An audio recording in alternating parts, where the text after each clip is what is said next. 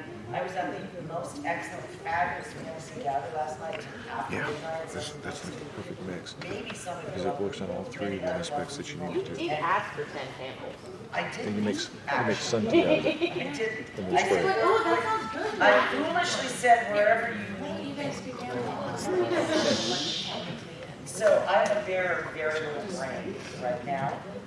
We are at the Cloaks, Daggers, and Whispers, Intrigues, and Spies in the Shadows. And you're going, how is this woman going to moderate a panel?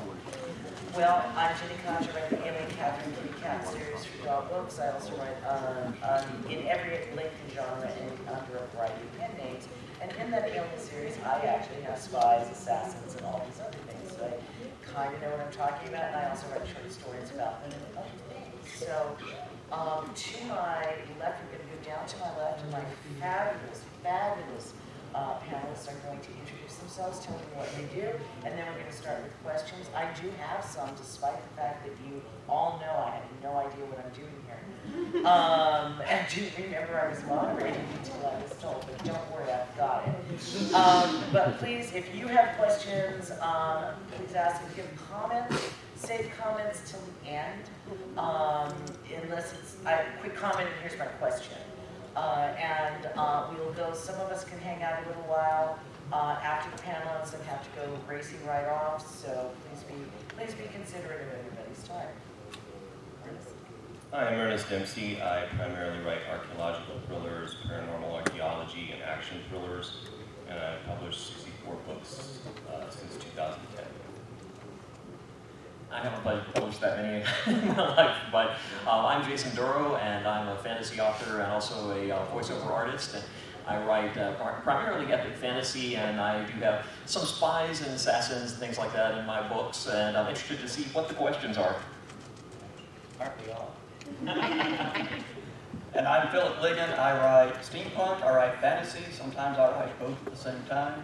Got a couple series out. I will say, if anybody collects ribbons, I've got some up here after the panel is over. Feel free to come up and help yourself. My name is Marc, Eldelheit, and this is my first time at Alcoholics Anonymous. Cheers. You made me go to the meeting. I haven't used his last name. You're right. I write science fiction and fantasy. I've been wildly successful. We've sold over 2.5 million books. I got a book coming out, my first real traditional book deal with Hatchet. Comes out on the 13th of September off Midway Station. I wrote it when I was 18 years old and didn't feel I had the chops to make it better. Until about a year ago, and then I wrote it and gave it to my agent who was going to self-publish. I'm a hybrid indie author, and my agent read it, and she was like, "You're not going to self-publish this. We're going to sell it." And within 4 days, we had a deal, and they liked it so much they bought the film rights. It's just been a wild ride since I published my first book, Daggers, in 2015. We brought a lot of books to give away. My wife will be showing up in a little bit with some of the fantasy series that we have to give away. I'm like a drug dealer. The first one's on me, the rest is on you. And all of my books are available on Kindle Unlimited. Congratulations. Yes. Hi, I'm Bobby Nash. Sorry I'm late. My last panel was like 2 miles away. So, yes, I'm a writer. I write a little bit of everything. I do a lot of crime fiction, mysteries, thrillers. I kill a lot of people. It's great fun. I also write comics and whatnot. So yeah, I do a lot of stuff. I've written my fair. This is Spies, right? Spies. Yeah, Spies. Okay, I've written my fair share. I just wait on me to make a point. I'm not the only one that's really tired. Yeah. It's like when you do enough of these panels back to back, it's like, okay, what are we talking about again? Yeah. Right, exactly. And I'm your moderator. Go ahead, Bobby. So yeah, who else here likes cartoons? That's what we're going to do. Yes, all right. Who's here for SpongeBob? Right? Okay. So one of the things I like personally about writing spies is you can make them do fun, interesting things, and they're usually above or below the law, so to speak. So it's one of the things I really enjoy because they can be good characters and bad characters, but usually they're very gray. So, starting with Marc and working back, what do you like about writing spies and characters like that? I like what I like about putting spies and like infiltrators in books and stuff like that, I like confusing the reader as to who they actually are. And if anybody here has ever read any of my books, one of the things that I like to do is surprise the reader and throw them off in a different direction. And I think that's so much fun because the last thing you want to do as a writer is be predictable. And if you get the ultimate bad guy or one of the ultimate bad guys to be somebody that they don't think is that person or did that thing, I think it makes it really engaging and a lot of fun and mind-blowing at the same time. Yeah, lies and misdirection. You know, we get to play with those things, play with people's. It's also good with heists, you know, and thief stories. You get to play with those. You know, your reader never really knows if you're telling the truth, and that's a lot of fun to play with. It gives you a lot of good opportunities for red herrings or those twists that come out of all the lies they're spinning. So. Yeah, just basically what they said, a lot of what ifs that you can do with spies, with saboteurs. You can build them up so you think they're one person, then all of a sudden, no, they're somebody completely different. Of course, being consistent with their character, doing so. But it's a lot of fun just to play around with possibilities of those types of characters. I write both spies in my stories and assassins, and I handle them a little bit differently. The spies, I have them sort of as agents that move the plot forward, and you never know that much about the individual spy characters. There's some mystery to them. The assassins are interesting because the central one that I've written the most is in my newest book, Lysandra's Deepest Fear. I like to play with that character's morality a lot. She is in a profession that she's really good at, but she hates what she does, and there's a lot of opportunity for grappling with the morality and internal conflict there, so I enjoy that a lot. Sorry, start with the whispers part.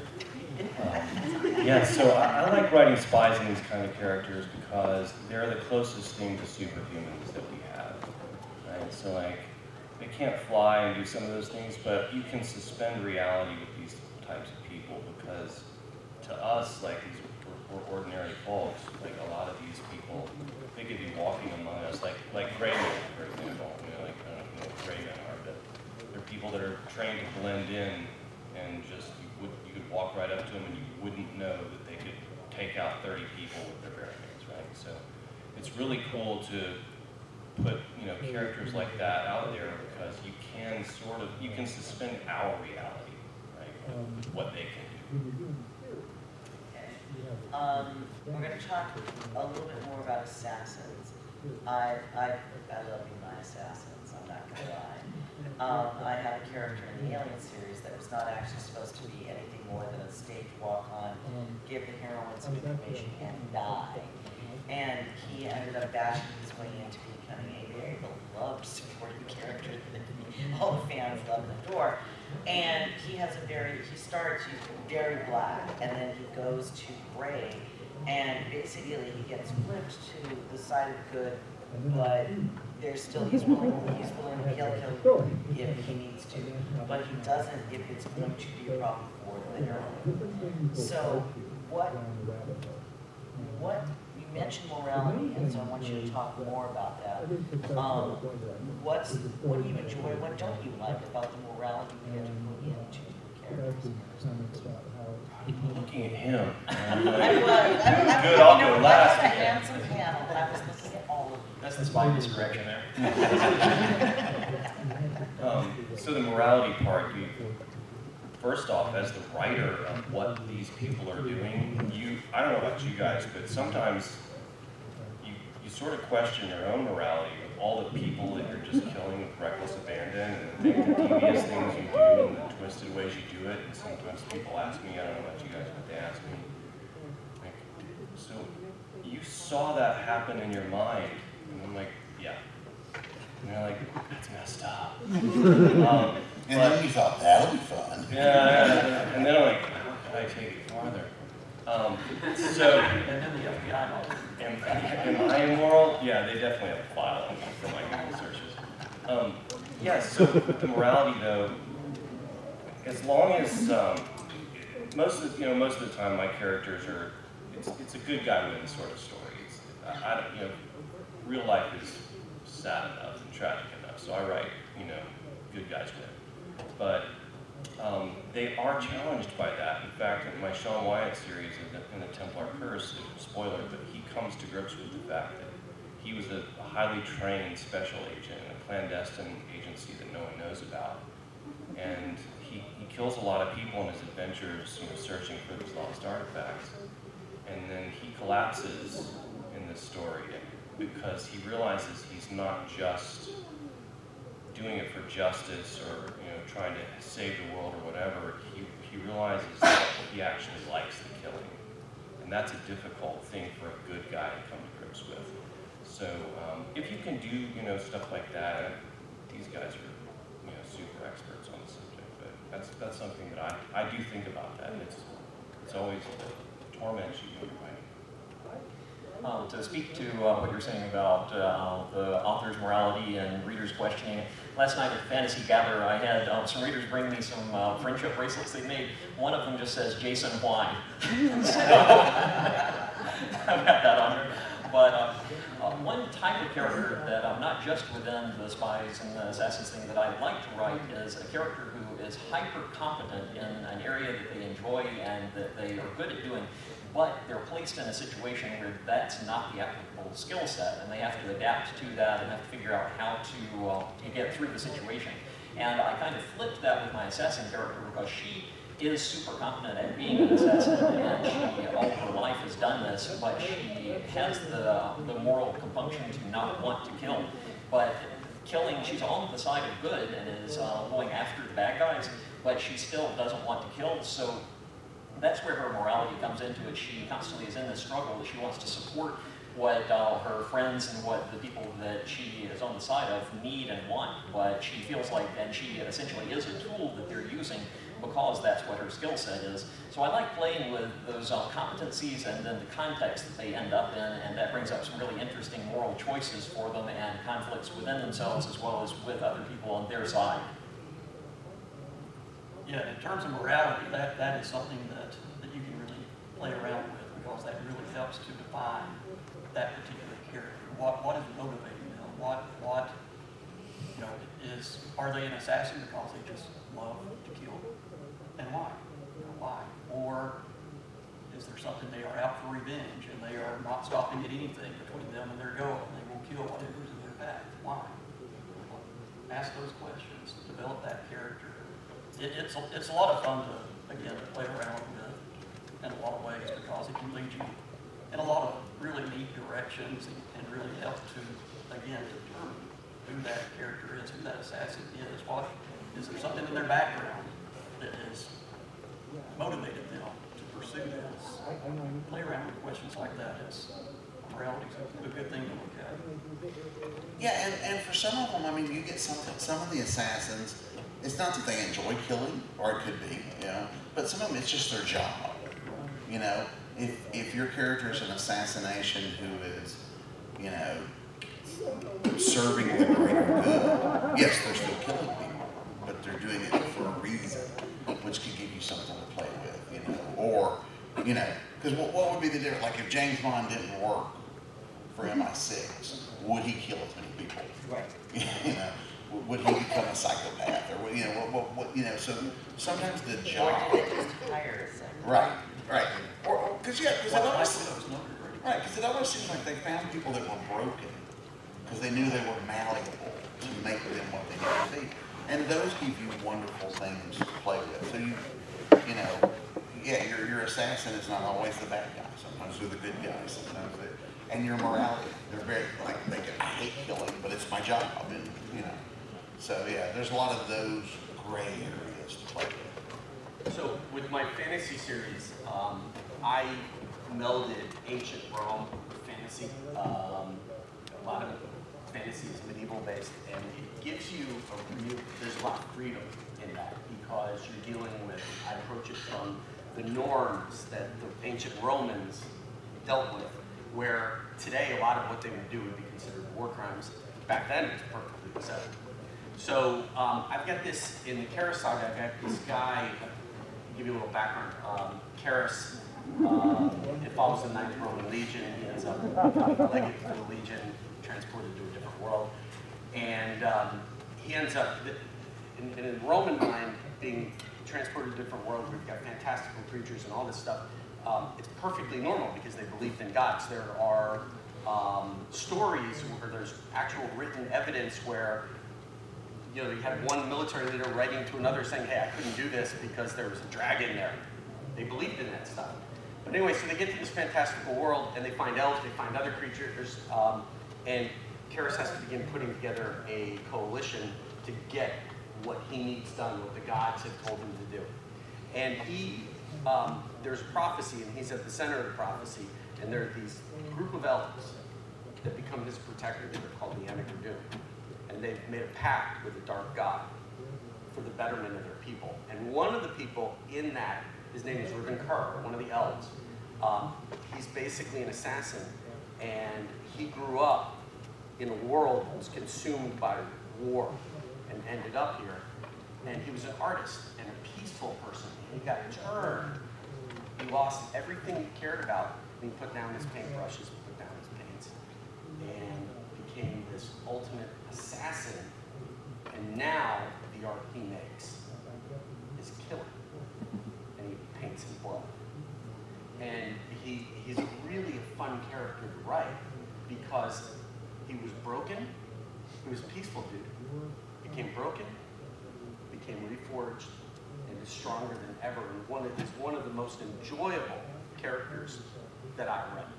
And my editors love him, and they love toying with the character and coming up with some really interesting lines for him. So what's neat about Assassins is they're such dynamic characters. And what makes it more interesting is there's another elf there that's not part of the Doom that he was in love with, but she ended up marrying somebody else.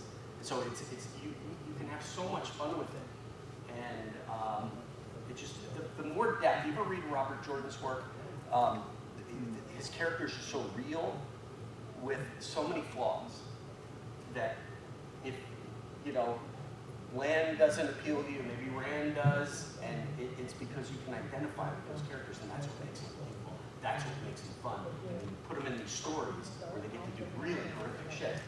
And it's fun. And, you know, like, I had a reader come up to me and tell me with one of my stories, we were talking about how awful things can be. It's like, you know, I can't decide if Steiger's Empire is good or bad. And my response to that was, well, were the Carthaginians the good guys to the Romans? Or were they the bad guys? It's all about perspective. Yeah, exactly. Okay, so we're going to take it a little fanish here for the next question. Other than what you've written, who's your favorite spy or assassin? Mine is the assassin out of Firefly. Because he's so dedicated, he's so greater good, and then Mal gets to show him you're working for the bad guys, and it just destroys him. And I just loved that character's arc. I thought the actor did a fabulous job, and it was something that you don't necessarily expect to see. So, Marc, starting with you. Gotta pick one. I know it's hard. From A Fish Called Wanda? Yes, yes. Asshole. Yeah. He's a fun one. Is this the stupidest man? Yeah. Actually, no, he has to be my favorite because he's so broken. Yeah. And what's so how many people here have not watched A Fish Called Wanda? Okay. Oh my gosh. You're missing out. It's a funny comedy. It was made in what, the 90s?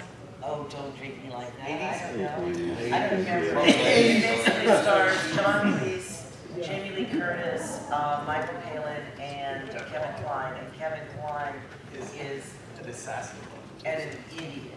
He's like comedy. It's hilarious. He's quoting Nietzsche, and he's getting every single quote wrong, or his interpretation of the quote is not what it's supposed to be, and he is hilarious as this bumbling assassin, and just absolutely stupid. But he thinks he's a genius. Yes. And the greatest assassin. So I'll give it. That's a good one. That is a good one. Well, I like the character of Deadshot more from the comics than the movie. The movie's okay, but in the comics he's a much better assassin, and he's a really good foil for all of the costume heroes he ends up pitting it against. But he's an excellent assassin.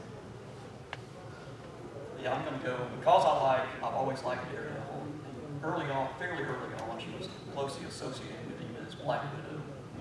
And just her whole story on where she comes from, that Russian secret agent with a broken background who tries to redeem herself. And the movies, the Marvel movies have done, for the most part, very well with her just trying to bring in that whole redemption arc that she's going through. She's struggling to wash, the blood off her hands. It's a really great example. Daredevil had a thing for assassins. He always he does seem to have hooked up with a lot of them, yeah. I would probably say, I'm the bald guy here, Agent 47 from the Hitman series. I actually dressed as him a couple of days ago, but I like him because he is kind of a blank slate almost as a character. There's not a lot of emotion to him, or you know some of his background, things like that. But because there is so much openness to him, he gets into these wild situations where he'll be almost like a James Bond kind of character, and the next thing you know, he'll be in the suburbs dressed as a clown going into a birthday party, and he's like the super buff guy going in, and everybody's like, oh yeah, it's just the clown for the party. And he somehow you suspend disbelief when you're playing the games and seeing what he's doing, and it's just a lot of fun to sort of step into that and figure out the strategic side of the assassinations and to try to do things so that you don't get caught with it. So it's more of like a self-insert kind of thing of figuring out the strategy of all of it, and he allows for that kind of thing to happen. Also, I loved the movie. I was the only critic in the country that liked the movie. I loved it. I loved it. It was really good. So if you've ever played Hitman Agent 47, or that sounded good, and it was, find it. It's probably streaming somewhere. But it was really good. It was a really enjoyable spy assassin movie, and it was way better than I expected, and obviously everybody else hated it. They made two of those movies, right? Two of the Hitmans. Well, Timothy Oliphant. Yeah. You know what's another good one? La Femme Nikita. Yes.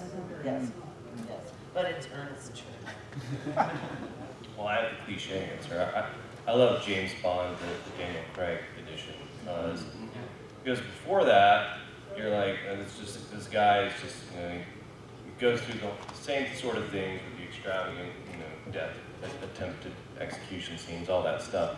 With Daniel Craig, you get to look behind the curtain of why this guy is so cold, why he doesn't allow himself to get close to women anymore because his heart was ripped out by that one that betrayed him and then died right in front of him.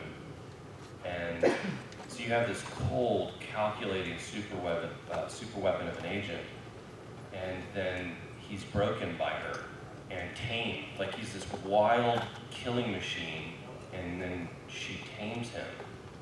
And once she dies, there's no going back for him at that point. He becomes, the ultimate weapon, basically.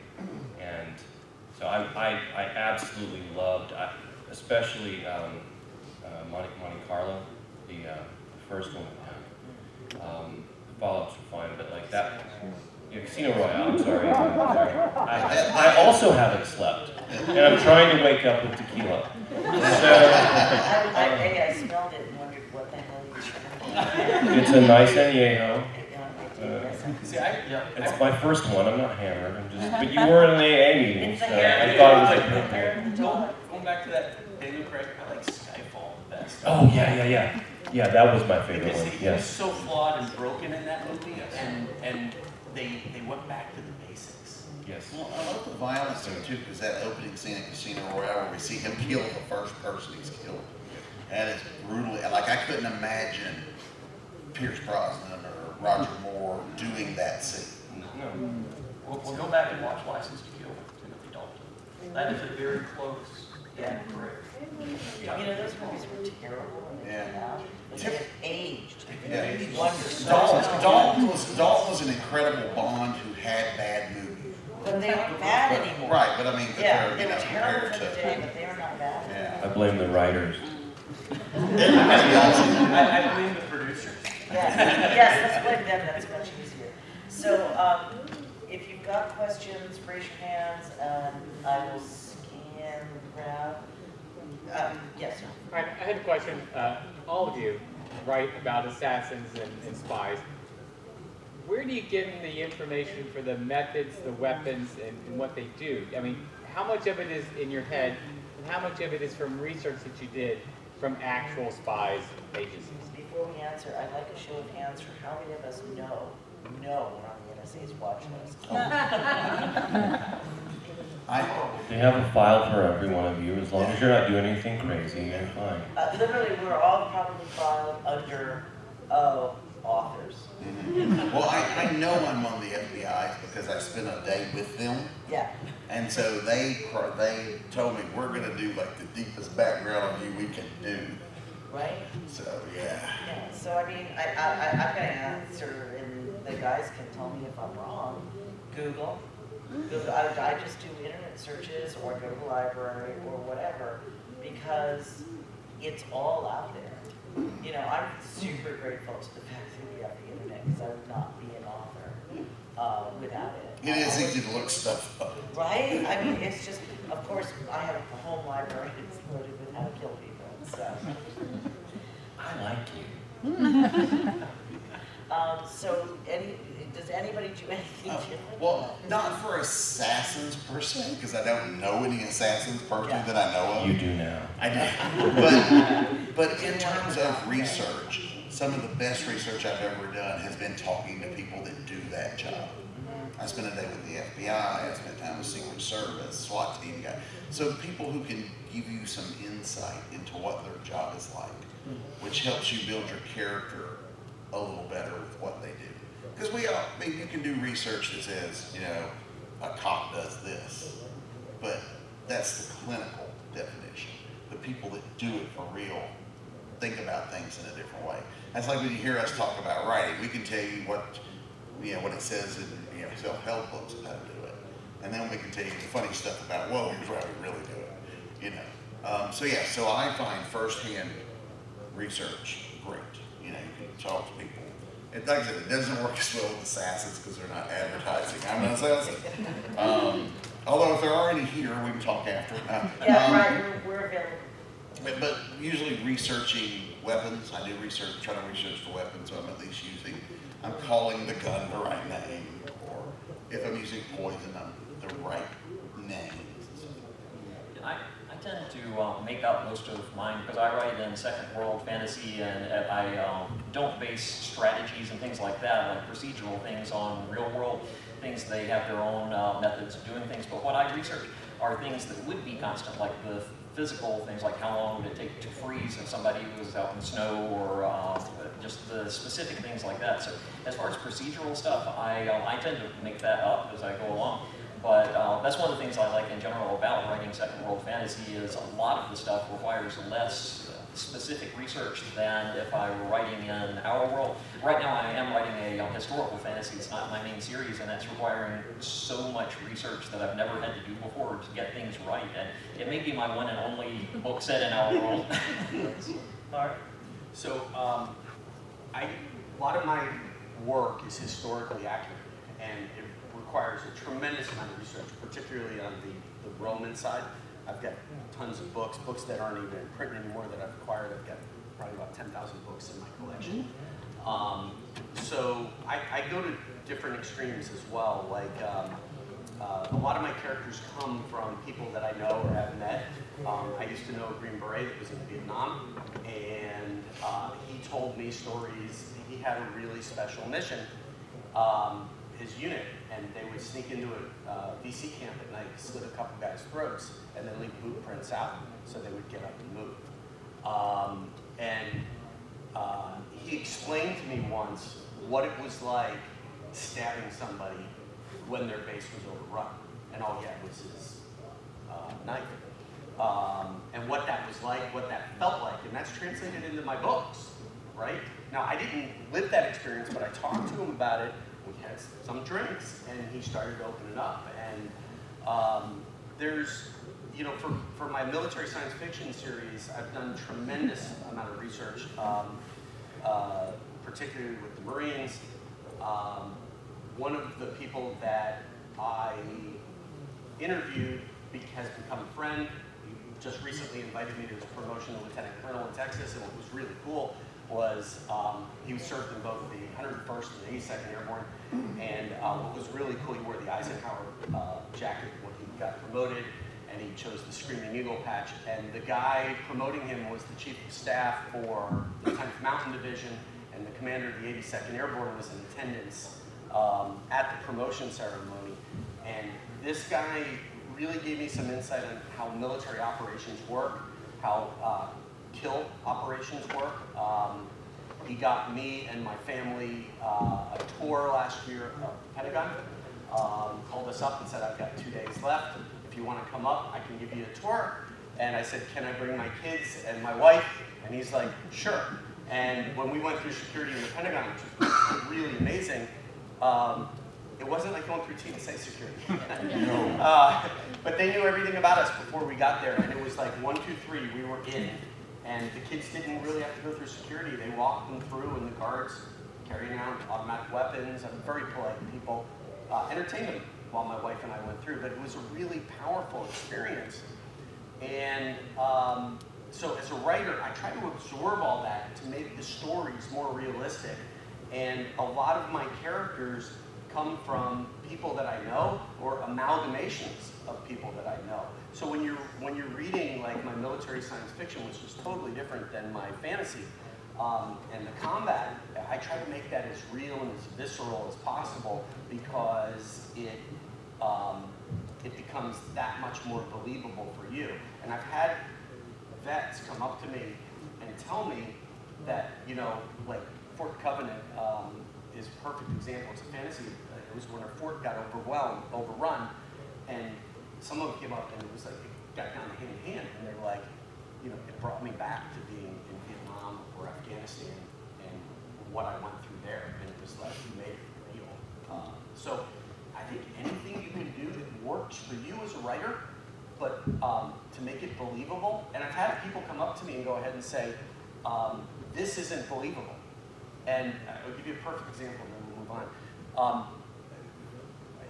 In one of the Steiger stories, actually it was Fort Covenant, Steiger attacked an enemy camp with his unit, and during they attacked at night, and there's a wheat field out there, and the wheat field caught fire.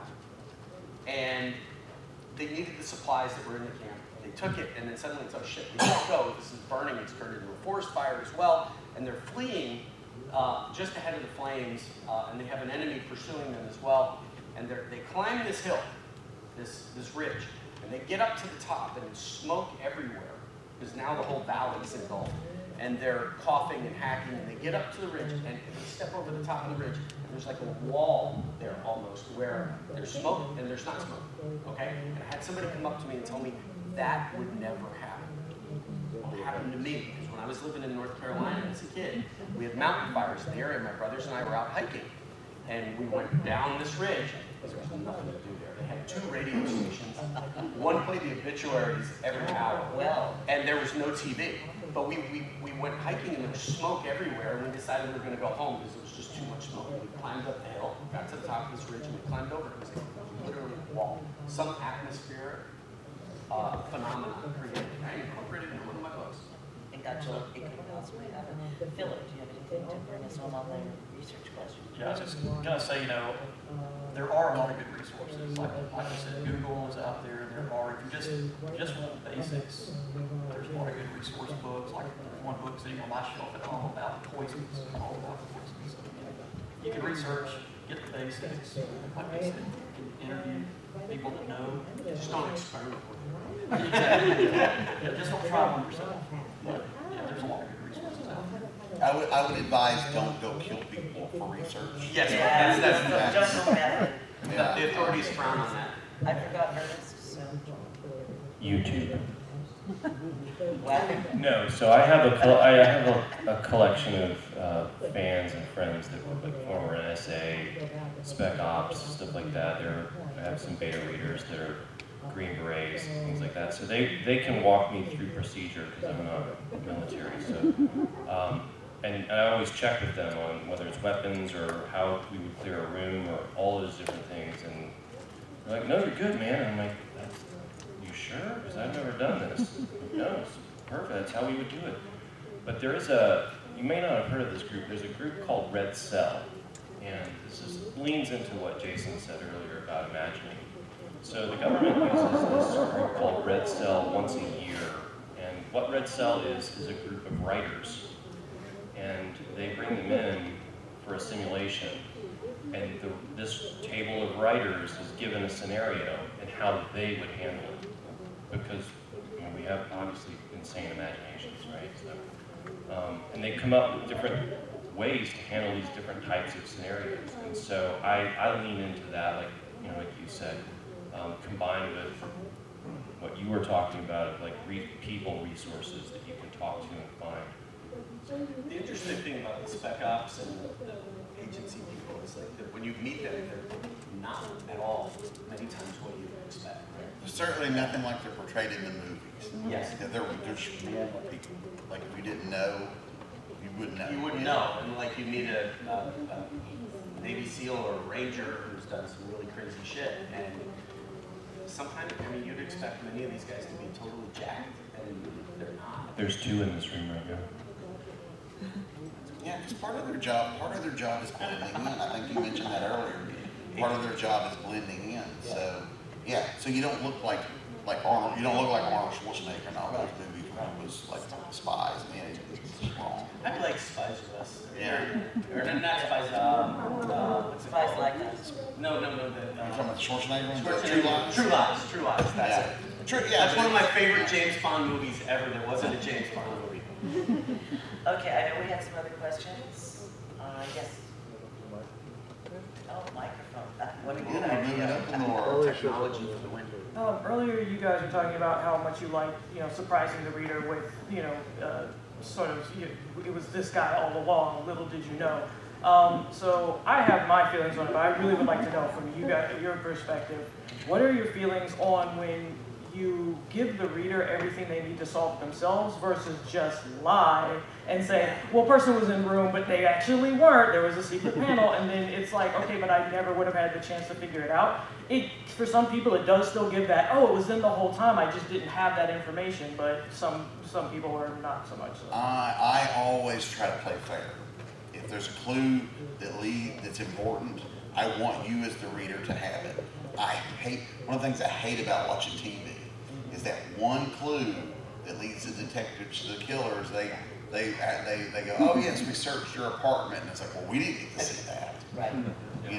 So yes, I try to, especially doing the crime fiction and the mysteries, all the clues need to be there. The problem on my end is I always assume the clues are obvious because I know they're clues.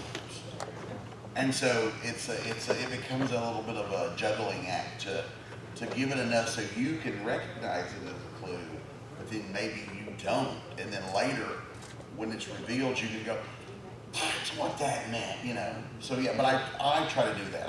Just because as a reader, I hate it when that one secret clue is there, One thing that I've always I've heard other people say, and I kind of live by this when I write, is, and I have a lot of twists and turns in my books, but when you have twists in a story, it's important for them to be surprising but inevitable, and the inevitable part is more important than the surprising part. If you surprise somebody with something, but it doesn't make sense if they didn't have clues leading to it, and it's not inevitable in the story, it won't be as satisfying. But it's okay if they figure it out, and then there's the surprise. They feel smart, but they don't feel cheated.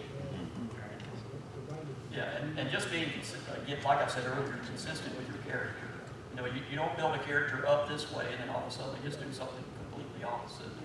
Like Bobby was saying, you put in those little hints and those little clues along the way, and so when it does happen, if you are surprised, then you do go back and you think, oh, well, here's A, B, C, here's the path. It was there all along, I just didn't see it, or you're picking up some of them, and so when it happens, you think, okay, that makes sense. It doesn't just pull you out of the story and just completely shock you. You don't want to do that as a writer. And also use distraction. I have one of the books in the Alien series. I have there are assassins involved in this, and my heroine is not clear about how many assassins are involved in this. And there's somebody that it's very often like Andrew smirkingly says to me, she goes, "I knew what he was." I said, "Yeah, I know you did. Did you know what that character was?" And she's like, "No, it was a complete surprise." I said, "Ding, ding," because I wrote them so that you, the reader, could very clearly tell that that character right there, what he's doing.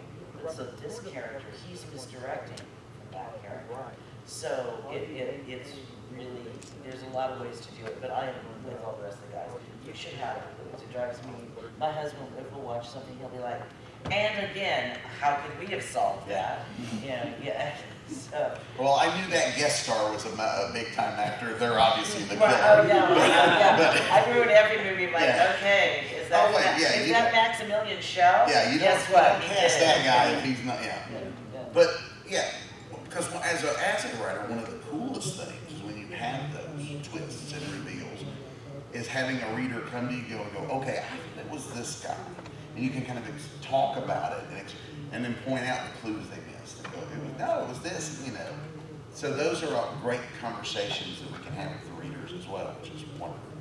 Just interjecting one more thing. I enjoy in my books kind of playing I think it was kind of a Taylor Swift game with my readers. I like playing sort of meta games with them. That, I've told a few people individually this, but I haven't said it to a big group. But in the first book in my series, there somewhere in the book is an encoded message that tells how the final book in the series will end. So that after I do that, I can point back and say, yes, I did plan this and left clues to it all along. So I like playing those kinds of games with readers and find that kind of thing fun, leaving clues. That's awesome. I love that. Marc or Ernest, anything to add? No, I really liked what they said. Yeah, they covered it. Next question. I know we have another question. Yes, sir. How do you deal with incompetence? I often find organizations, especially written as omnicompetent, and while it makes for us through their plot, it's like hard to wrap my brain around an organization being that competent. The question is, how are we dealing with incompetence? Because very often organizations are uber super confident, and we all live in this world, so we're really clear that that's not true. I love incompetence. I give you a perfect example in some of my writing. One of the things that really irritates me with any book is when, especially fantasy book, when two armies come up to fight, it's like they suddenly appear. There's no logistics, there's no nothing, there's no planning. The commander knows everything that's going on in the field. And, but what I like to put into my books are mistakes that either the main character makes, or subordinate makes, or the enemy makes, that they can capitalize on it. And with any type of organization, and in my writing, when armies come in to fight, my main characters talk about the organization of the line. That's a real thing that ancient armies that took very seriously. If you didn't pay attention to it, you're in serious trouble.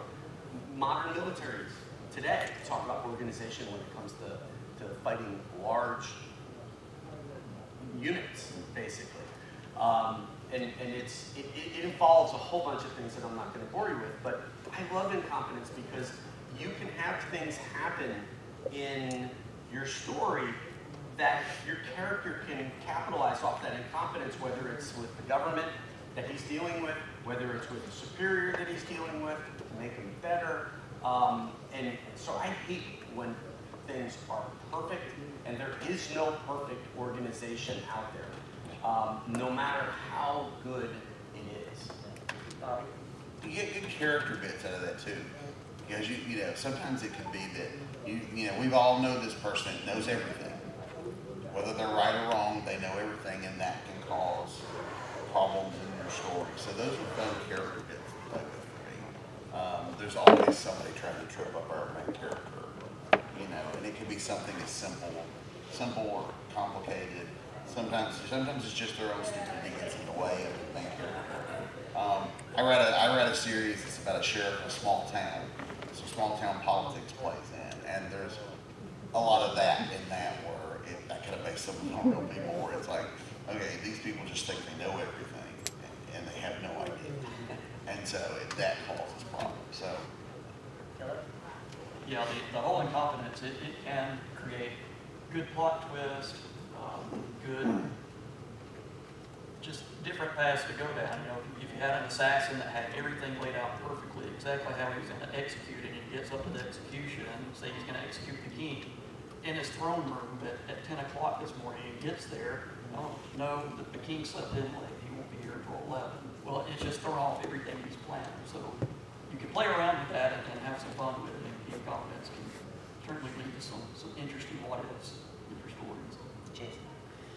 One thing that I like to think about when I'm writing about organizations or governments in my books is that every organization is a collection of people, and the incompetence comes either from the top or from the bottom or the middle. And identifying where the incompetence starts, it could be from a corrupt leader that doesn't focus on certain areas. It could be from underlings that have their own agendas and they got themselves into a position so they can further themselves.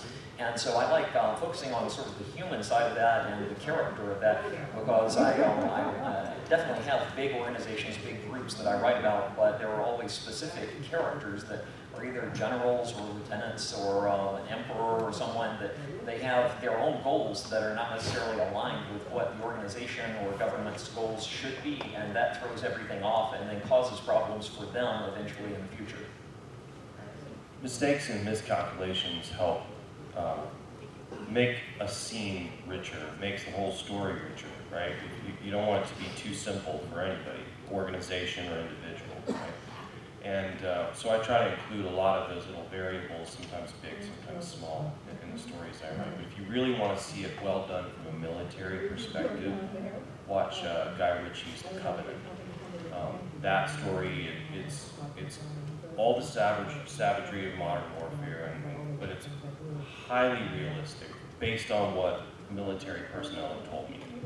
And it highlights intel mistakes, command mistakes, like the disorganization and the chaos that just, no matter, you know, it's like Mike Tyson said, everybody's got a plan until they get punched in the mouth, right? So like, it's, you know, you're getting punched with bullets and explosives and all sorts of things. So on top of that, plan can be wrong, right? We're not robots, so that's an excellent. If you really want to see how the incompetence factor plays in macro and micro into a story, especially from the military perspective, The Covenant by Guy Ritchie is outstanding. No one believes a perfect character, and a perfect character is born. The situation is born. Okay, we have time for one more question that we're all going to answer really quickly. So, Grace, you had one. Like especially when it comes to no, I'll repeat it. When it comes to espionage, and if you guys were writing fantasy, like where do you like to blur the line between, or they can use magic for this, or they're going to use a mundane technique for this? That is a great question. For those writing fantasy, and when we've got the intrigue, where does the line blur? How to make a decision for where you're going to use magic versus hand-to-hand weapons or whatever.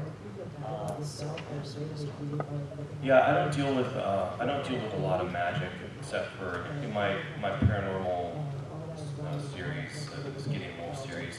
There are shaman that can do miraculous things, magical type things. But characters, as far as their superhuman abilities, I still try to envision that they still have to have a tactic for how they're attacking foes, right? So I can't ask military guys about how a shape-shifting bear or werewolf or whatever would like take people out. So I have to think, but I still think from what I've learned from them about, you know, how, again, the clearing the room thing, or if it's a field of operations or urban warfare type setup. So that's it. I just. The world that I write in is, in that world, magic is outlawed, and so a primary exercise of the Empire that is over everything is rooting out magic and for various reasons trying to squash it. And within that, they have, certain mages have surrendered themselves to the Empire and have become essentially, they live in gilded cages and are agents of the Empire to go out and do the Empire's will. And so there's from that side, there is a very controlled form of magic that is allowed to be used in certain situations, but then there are mage hunters who don't use magic. They are military, they use military techniques, but then in certain situations where they need the big guns, essentially, then they'll call in the Empire's mages, which they're called the herons. Everything is bird-themed. But then from the other side, from the side that is trying to resist, they use magic where they can, when they can, but they have to do it sort of on the down low so they don't get caught while they're doing it. So it's a little bit of power disparity there, that there is magic from one side that is blatant but very controlled, and then from the other side it's a little wilder but is under the radar, so to speak. And I'll go up a little bit higher perspective. It really depends, I'll go back to character, it depends on who the character is. If they're an assassin, if they're a saboteur, they're going to have a tool set at their disposal. Some of it goes into your world building. What is allowed? You know, what kind of magic is allowed? What kind of magic is not allowed? And so if you look at your character, look at your world, you'll figure out, okay, you know, an assassin is in, or a saboteur is in this situation. He or she is going to utilize magic or not utilize magic. Utilize magic, is there a cost for that? Are they going to give themselves away? Would it be better to use a more subtle method that doesn't include magic? So it really depends on your story, on your world, on that character is, where you draw that line. Yeah, you're gonna, when you're building, he mentioned world building, when you're gonna create rules for your fantasy setting. And so you kind of play within those rules, or you know when to break those rules, because they're the rules you set up.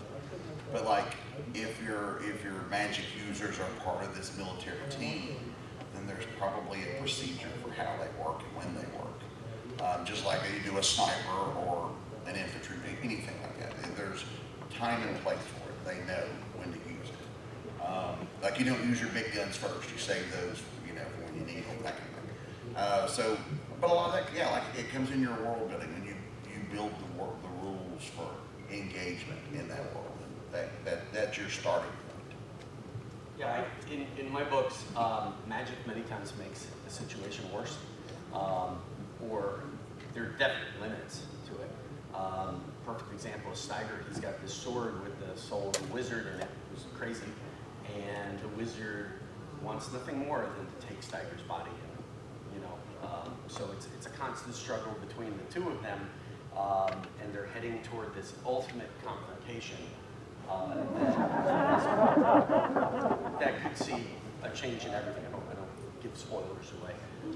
But it's the same thing like with dragons. Like Steiger's got dragons that are with him, and Karis does too. And it's like they're the ultimate nuclear weapon, not counting the gnomes. If anybody's read any of my work, you know the gnomes, I did it back there. The gnomes are like literally the nuclear option, but the dragons, there's always a counter to them. And they're magical creatures, so there's, in my world, if you overuse them, they essentially become useless, but they can wreck an army. But if the enemy has dragons too, or worms, or other things that are worse, you kind of want to save that, you want to hold it back, and it becomes a fight with sword against shield, which is very engaging, very fun, and very brutal and ugly. And you get two armies in line together fighting, you're talking about having to do serial killer shit for hours on end, and the real killing doesn't begin until one side breaks. Okay, so we are now to the very fast lightning round. Where do they find you when they leave the con, and where are you going to be at for the rest of the con? I know Marc, you and I are on True Confessions at 4. That's going to be interesting. Yeah. No, I'm not moderating. Yeah. They've wisely not made me moderate. But tomorrow, Bobby and I are on hijinks, heists and hijinks. And I think I'm moderating that again. So, you know, that should be really interesting. Let's see if I remember questions. So, where do they find you? Oh, and we're here, and where else are you going to go? I think, let's see, 4 o'clock today, obviously. I think it's in this room, right? I think so. Yeah. Then is there guilty pleasure in reading tomorrow at 5:30?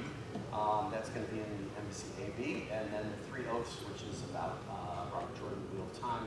I'll probably be around the time.